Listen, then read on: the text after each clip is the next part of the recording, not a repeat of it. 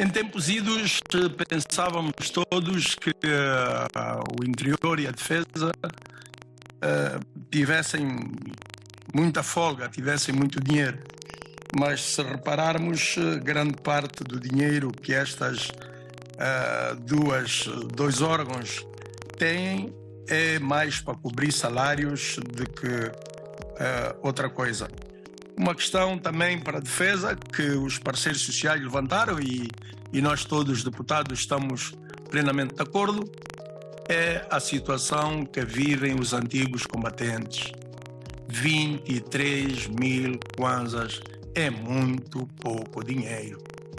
E se atendermos ao posicionamento estratégico do nosso país e se estivermos atentos ao que se passa nos grandes lagos aqui próximo e as convulsões que acontecem no mundo por fora, entendemos nós, tem que se fazer um investimento sério nas Forças Armadas Nacionais. Refiro-me ao quartel do Camachilo, no município do Caumbola. Estou a falar da Brigada 32. As tropas vivem em tendas. Na nossa missão parlamentar, visitamos, isto constatamos. Temos que acomodar os nossos militares. Estou a falar do município, estão lá colocados forças de defesa, estou a falar do município que tem uma extensa fronteira com a RDC. Eu sugeria que pudesse reduzir todas as rubricas ligadas àquelas despesas que estão escritas, outras despesas não específicas. Servem, acho, para questões de contingências. Sendo assim, os valores são muito elevados e podem ser muito bem ajustados para poder aumentar os setores da defesa e segurança. E aumentado por quê? Porque nós temos que analisar que o Ministério do Interior e o Ministério da Defesa, ou vice-versa, são órgãos de soberania. E a soberania não tem preço. Nos dias de hoje é muito frequente dizer que a guerra acabou. A guerra acabou, mas é necessário que tenhamos em mente de que em tempo de paz que se preparam as situações de guerra se elas tiverem que vir. Pessoal, quando nós observamos as imagens e as argumentações dos nossos deputados, os nossos militares na reserva, é de lamentar primeiramente porque não é concebível um país como Angola, que detém um instrumento, atualmente nós detemos o instrumento geopolítico e geoeconômico mais importante do planeta, ou seja, o petróleo.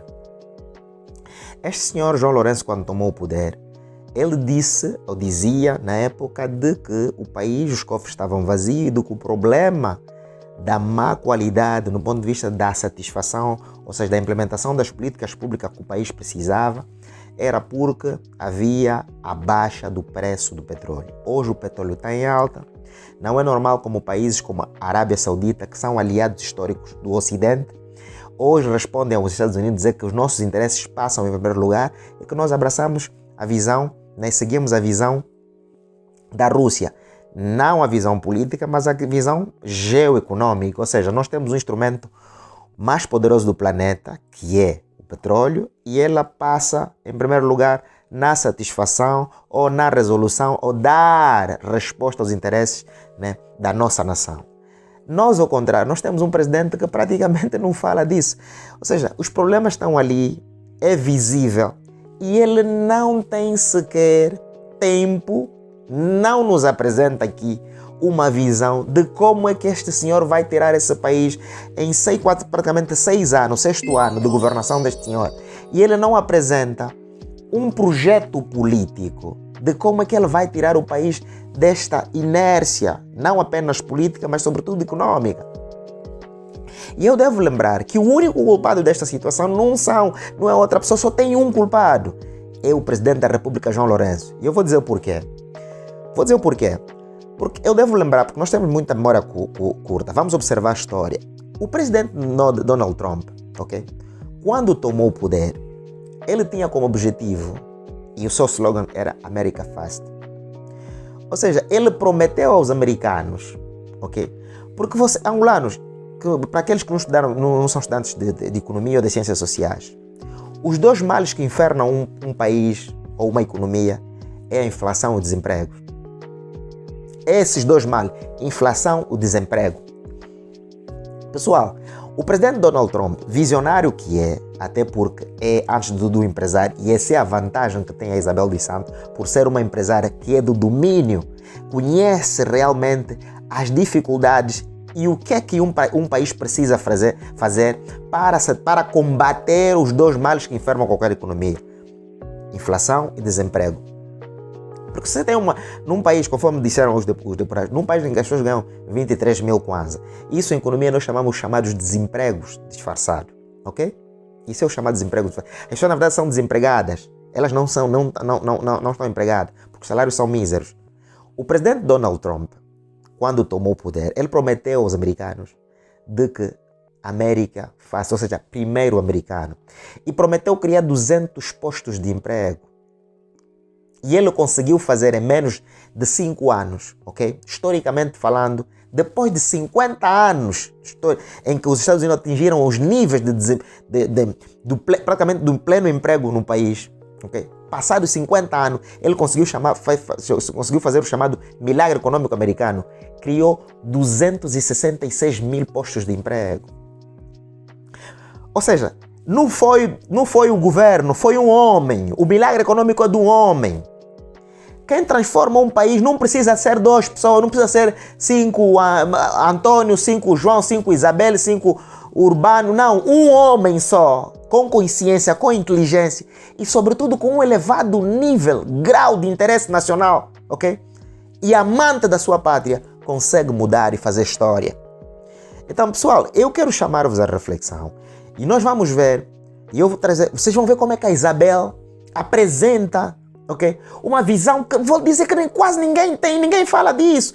E eu quero aqui chamar a atenção aos pseudos intelectuais do partido MPLA, porque no MPLA tem muita gente com conhecimento. Eu conheço camaradas bons intelectualmente, mas essas pessoas muitas vezes são ofuscadas, porque as pessoas não têm voz. E porque no MPLA, os maquisar, com os maquisar você não tem espaço para a ciência. Detestam pessoas que amam o saber. E usam aqueles marionetes, analfabetas e analfabetos, para virem falar coisas as quais não têm o mínimo domínio técnico. Então, quando você tem um país em que as pessoas ganham 23 mil kwanza, a solução não passa necessariamente em dar mais dinheiro. A solução passa em você resolver o problema real. E o problema real da economia angolana é o desemprego. Se você consegue atingir, o presidente Trump conseguiu atingir o pleno emprego, houve um aumento de 3, quase 4% dos salários, automaticamente. Porque você tem uma explosão no ponto de vista da demanda agregada em termos de mão de obra. Se as pessoas estão a precisar de mão de obra e você não tem, o preço sobe. Isso é como tudo. Quanto maior é a oferta, menor é o preço. Quanto menos é a oferta, maior é o preço. Se você tem uma política que visa fundamentalmente a combater o desemprego, você consegue estancar o desemprego. Há uma explosão no ponto de vista da demanda em termos de mão de obra. Há uma explosão no ponto de vista dos níveis, ou seja, do preço salarial. E nós vivemos esse ano, esse momento com José Eduardo dos Santos. Nós tivemos a economia angolana no tempo de Eduardo dos Santos. Ok? A economia tivemos crescimento na ordem de 7%, em que os angolanos já ganhavam mais do que um europeu. Eu lembro que eu já ganhava mais do que um bancário. Eu ganhava muito mais do que um bancário e dava-me o luxo de viajar. Nós ganhávamos muito mais que o ocidental, que o europeu. Havia os portugueses vinham a Angola trabalhar. Eu lembro-me, ok, nessa fase. Havia pessoas, esses que hoje vocês estão a tratar que esse jornalista está a tratar de marimbondo, né? E Gino Carneiro, eu lembro, Gino Carneiro e quase alguma staff do Gino Carneiro. Gino Carneiro não me conhece, mas eu vi, ninguém me contou. Eu vi pessoas que trabalhavam nessa fase no governo do Kwanza Sul, quando o Gino Carneiro ainda era governador do Kwanza Sul, ok? Pessoas iam buscar quadros angolanos no setor da construção civil e com propostas de salários alto, dizer você ganha quanto aqui em Portugal, ganha X, vem para Angola, eu vou te pagar mais. E os angolanos saíam de Portugal para Angola. Hoje é o inverso. Estamos a sair de Angola para Portugal outra vez. Tudo isto por culpa de quem? Por culpa de um senhor que não tem domínio de questões geopolíticas, que não compreende de que Angola hoje dispõe do instrumento geopolítico mais potente do mundo, pessoal.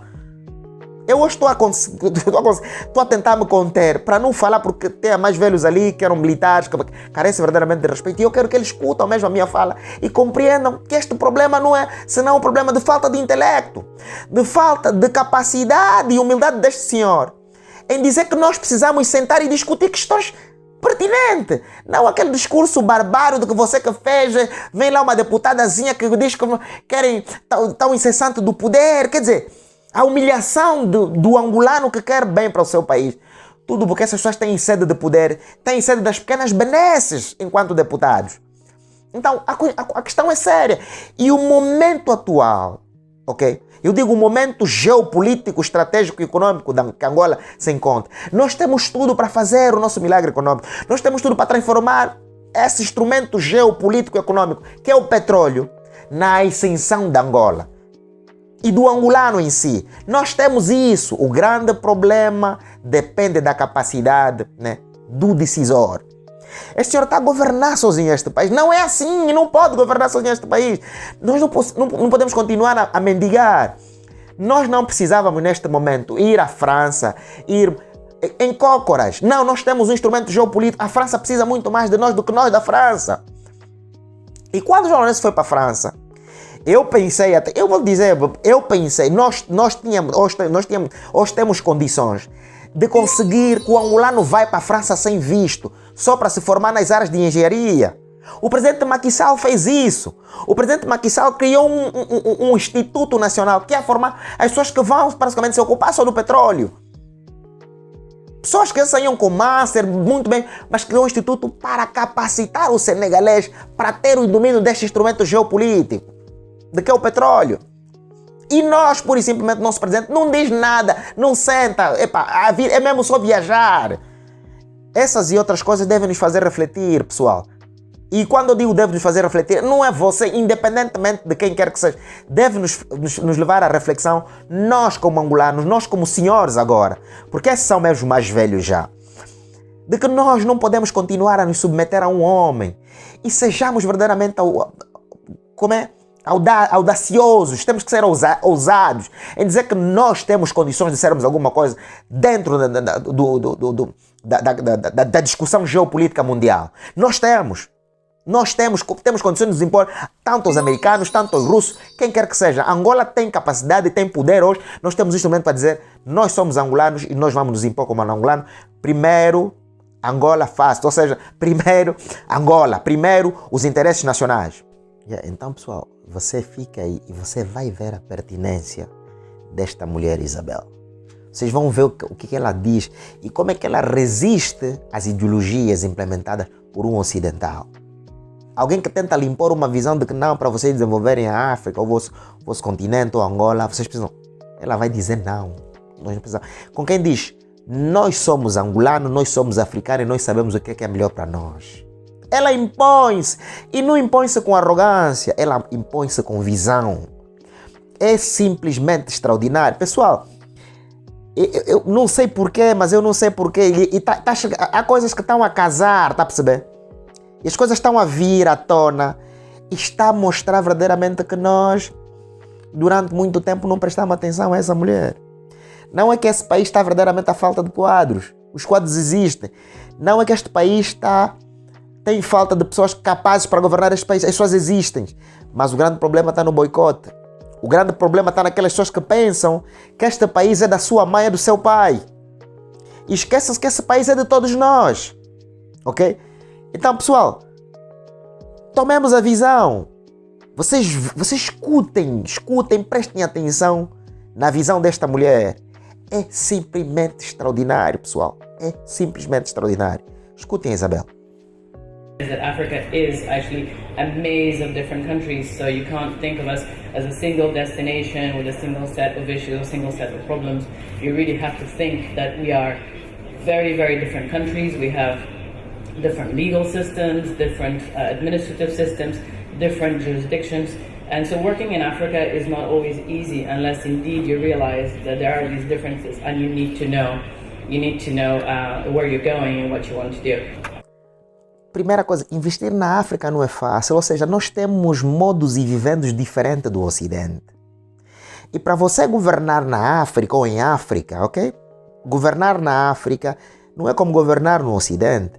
Nós temos, é o que ela está a dizer, nós temos o nosso sistema jurídico, nós temos o sistema judicial, administrativo, totalmente diferente de vocês aqui. Ou seja, a vossa cultura, a vossa maneira de agir é totalmente diferente da maneira de agir do africano, ok? E para governar na África, tu precisas necessariamente ter a visão do que queres e para onde vais. Visão futurista, isso só um Estado bem. Para onde vai? Ou seja, eu quero saber o que Angola vai ser daqui a 5 anos, pessoal. Daqui a 5 anos eu quero meter Angola nos anais da história. Daqui a 5 anos eu quero acabar com o desemprego. Daqui a 5 anos...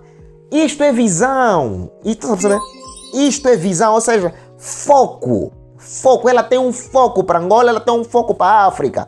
O que é foco urbano? Foco, estou sempre a dizer, conceito de foco, ok? Conceito de foco. E esse é o papel de um pensador. Um pensador, um filósofo, é aquele que cria conceito, que dá forma ao saber. O que é foco? Isabela é uma mulher focada. Foco é a importância que você atribui, que você dá ao conhecimento como fator determinante no processo da construção da sua carreira. Ok? Pessoas focadas apostam na formação, apostam no conhecimento, buscam estar na entourage de pessoas que sabem a importância do saber e do saber pertinente. Não é qualquer saber, o saber pertinente. Então, mulher focada, ela está a dizer, é preciso saber o que queres e para onde vais. Não parou por ali. Agora escuta o que ela vai falar sobre pragmatismo. Pragmatismo, ousadia. Pragmatismo, que casa com ousadia. And to be pragmatic, what can we do? Well, I think some of the key issues here have been talked about. So we've talked about education, we've talked about energy, infrastructure, and of course there's always the business side and the business link. To go back on education, I heard the numbers that you said, well, we need to get people to read and write. I like to think that we need to be more ambitious than that. I mean, reading and writing is great, but we need para ser pragmática, ela começa para ser pragmática. Eu vou dizer o que é isso, ok? Vocês querem nos vender a ideia de que todo africano precisa saber ler e escrever e de que isso é que vai nos trazer o desenvolvimento e o crescimento e o desenvolvimento econômico. Ela diz que não. Saber ler e escrever é bom, mas nós precisamos ser mais ambiciosos, precisamos ser mais ousados. Quer dizer, não basta o angolano saber ler e escrever, isso para Isabel não. Porque na Europa tem pessoas que nem sequer sabem ler e escrever. A Europa, o milagre econômico da Europa não aconteceu com pessoas letradas. O contrário, são pessoas que trabalhavam manualmente e quase não tinham. O nível de literacia era praticamente igualzinho os da África hoje. E ela tem noção disso. We need people, young people, the right set of skills. We need people who can get a job once they leave school. Não, nós precisamos que os jovens consigam um emprego, ok? Assim que terminarem a sua escolaridade, terminarem a escola e a universidade, nós precisamos que esses jovens consigam um emprego, e não apenas um emprego de relevância. Um emprego relevante, um emprego com relevância. Não é apenas um emprego, ou seja, não basta pagar 23 mil kwanza. Eles precisam estar verdadeiramente desempregados, ok? E o emprego deve ser relevante. O que é emprego relevante urbano? Eu não vou te dizer, a Isabel vai te dizer o que é isso. O que é que ela chama de emprego relevante? And that job has to be relevant. So the partnership between schools or universities and employment, businesses, has to be there. It has to be there from the onset. So when you talk about Africa and saying, let's get people to read and write, I'd like to think, let's get people jobs. And to do that, what kind of training, what kind of skills, what kind of schools do we need to create? O que é o emprego relevante? Ela diz, não é apenas ensinar as pessoas a ler. A relevância do emprego, ou seja, o emprego relevante, vai ser caracterizado pela capacidade técnico-profissional, ou seja, a competência do indivíduo, do trabalhador. Isso faz-se com uma conexão entre universidades ou escolas técnicas e as empresas. Ou seja, vamos capacitar quadros, não mais só juristas num país em que 80% da demanda é de produção agrícola e industrialização destes produtos. Vamos fazer o quê? Uma formação pertinente, a pertinência na formação do quadro, ok? Isso vai gerar competência, ok? Você vai ter quadros competentes, você vai ter pessoas certas no lugar certo, você não vai ter jurista no Ministério da Agricultura, ok? Você não vai ter o engenheiro a trabalhar no banco, tá percebendo? Então, pessoal, é extraordinário. Ela sabe o que está a dizer. Ela tem domínio do que está a dizer. Não, e não é fácil. Vocês não me vêm cá vender, ok? Porque eu sei, eu domino, eu estou lá dentro. Tá percebendo? Essa também é uma particularidade da Isabel. Esta é uma particularidade das pessoas que vêm do mundo do negócio. O presidente Putin é o que é porque vem do mundo do business, vem do mundo do negócio. O presidente Putin foi empresário. Conhece, domina o mundo empresarial, domina o empreendimento. Então, essa particularidade. Pessoas, eu não conheço a Isabel pessoalmente. Nunca lhe vi essa mulher, nunca lhe vi. Alguém disse-me, Urbano, eu trabalhei com essa mulher. Isabel é muito séria. Quando se trata de trabalho, dizem que ela é muito séria. Ela não brinca com trabalho, ela é muito responsável. É uma mulher que tem muita responsabilidade. Eu penso que isso fere muito maquisar. Porque os maquisar, vocês sabem como é que são os maquisar? Os maquisar não trabalham. Maquisar não gostam, não trabalham e querem ganhar dinheiro. Muitos dos nossos maquisar. E esse é o problema que muita gente encontra na Isabel. Porque também tem o problema. Fez escola. Não fez escola dos maquisar. Estudou. A pessoa que estudou. Tá percebendo? Quando você tem uma boa formação sólida, em Angola temos essa dificuldade. Eu vi essa dificuldade na minha empresa. O teu familiar quer vir que você lhe emprega, quer pedir-te emprego quando ele não está qualificado. E acha por ser teu sobrinho, você vai tirar o teu motorista qualificado para dar emprego a ele. Né? Eu não faço isso. Alguém que estudou no Ocidente, que se formou, não estou a dizer que foi lá buscar seu diploma dele, cabulou, pagou. Não, estou a falar que se formou no Ocidente. Ele vai dizer, não, o meu motorista... Eu tive esse problema em Angola. Eu dizia ao meu sobrinho, não, eu tenho um motorista qualificado. Mas não, tu não vais conduzir para mim porque o meu motorista tem a qualificação para o fazer. Vai procurar outro sítio, vai fazer outra coisa, mas eu não vou tirar o meu motorista profissional que é para dar um emprego ao meu sobrinho. Não vou. Porque você virou branco. Sério, porque as pessoas não compreendem. Isto só gera eficiência no trabalho. Os ocidentais só são eficientes por causa disso, por causa do rigor na escolha do quadro, ok? Competente. Tem que ter competência para tal. E para ter competência você tem que fazer o quê? Você tem que dar capacidade técnico-profissional aos seus funcionários. E é o que ela está a dizer. Nós precisamos criar emprego, mas não é simplesmente um emprego. Deve ser um emprego que responda verdadeiramente aos anseios do indivíduo. Okay? Porque senão vamos atirar ali, as pessoas vão ganhar 23 mil kwanza. Quando você tem quadros muito bem formados, e é ali que aquela senhora vai dizer e gera externalidade positiva. Não é isso. Querem acender fogueiras e quando vem a combustão, querem dizer ai, chega já. And that job has to be relevant. So the partnership between schools or universities and employment, businesses, has to be there. It has to be there from the onset. So when you talk about Africa and saying, let's get people to read and write, I'd like to think, let's get people jobs. And to do that, what kind of training, what kind of skills, what kind of schools do we need to create? Não é lá o blá, blá, blá, blá, blá, blá, o bom linguajar. Fala bonito, mas não sabe o que significa isso. E eu que a Isabel está a propor, eu que a Isabel está a dizer. E vou dizer aqui, não significa aumentar salário, não significa dar peixe, não. Significa, antes de tudo, capacitarmos as pessoas, não capacitarmos pura e simplesmente, mas sobretudo, a capacitação deve ser uma capacitação pertinente, meter as pessoas certas no lugar certo. Estamos a precisar de agricultores, vamos formar agricultores técnicos com formação curta. Estamos a precisar de pequenos indústrias, vamos dar formação na área da pequena agroindústria. Dessa forma vai haver um crescimento nesse setor, vai haver uma expansão no ponto de vista do consumo. Havendo uma expansão do consumo por parte das famílias, com certeza vai haver maior arrecadação por parte do Estado e o Estado terá margens de aumentar, por exemplo, a segurança social, por exemplo, a reforma do ex-militar, a reforma dos ex-trabalhadores. E isso é o que nós vamos chamar externalidade positiva.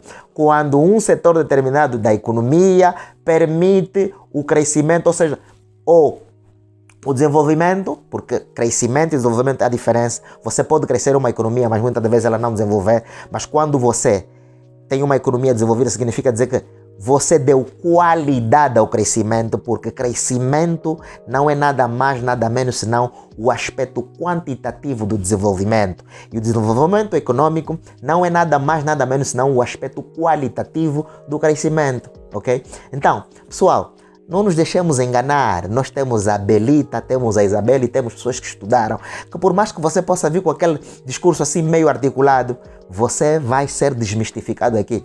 E ela está a mostrar por A mais B que tem a solução para o combate do desemprego neste país e o combate à inflação, que são os dois males que enfermam qualquer economia, pessoal. Então, deixa o seu like se você quer verdadeiramente ter material de mais qualidade, pessoal. Deixa o seu like aqui neste vídeo, ok? Deixa o seu like e, por favor, partilhe o máximo esse vídeo. Meu. Partilhe mesmo o máximo. Eu podia pedir isso no princípio, mas partilhe. Estou a te pedir, mano e mana, irmã, linda, mulher, angolano, broto. Partilhe o máximo esse vídeo com o pessoal, porque inteligência é para ser partilhada, mano. Nós vivemos muito tempo, o angolano viveu muito tempo fechado. Por quê? Porque o angolano não partilha conhecimento. Quer guardar para ele. Meu irmão, os homens passam, as instituições ficam, ou seja, o conhecimento é uma instituição. Então, se você partilhar isso, mais pessoas vão ter conhecimento, mais pessoas vão estar informadas. E vou dizer, nós estamos a fazer um processo de educação e formação do angolano. Okay? Não tem educação, não tem formação sem informação. Tudo passa necessariamente na democratização do saber através da informação. E esta informação que você está aqui a ouvir, não guarda só para ti, mano. Partilha também com a tua tia, partilha com a tua mãe, porque ela pode não conseguir ler os artigos, mas vai ouvir e vai abrir a mente e ela vai começar a compreender verdadeiramente de onde é que está o mal e como é que ela própria pode se autocorrigir.